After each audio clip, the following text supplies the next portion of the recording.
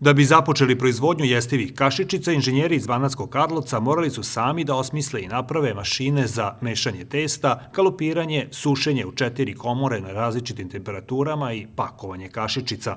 Sve to trajalo je 2 godine. Morali smo sve da radimo od nule sami. Probali smo nađemo bili dobavljače, neki su bili nudili neke stvari, ali to ništa nije bilo specijalno. Na kraju smo odlučili da to odradimo sami.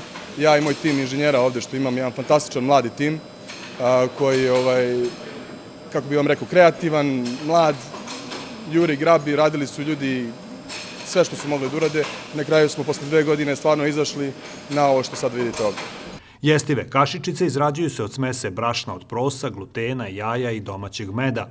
Ne koriste se veštački sastojci ni voda. Ovu smesu koju sam ja dobio na kraju i veoma dug period sam isprobavao na različite načine, različite sastojke, u različitim intervalima sam dodavao dok nisam došao do ove smese koja sad je potpuno čvrsta i termostabilna.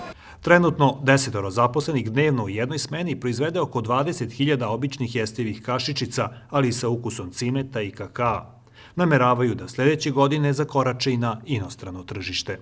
Jesttive kašičice smatramo budućnost za zamenu plastike.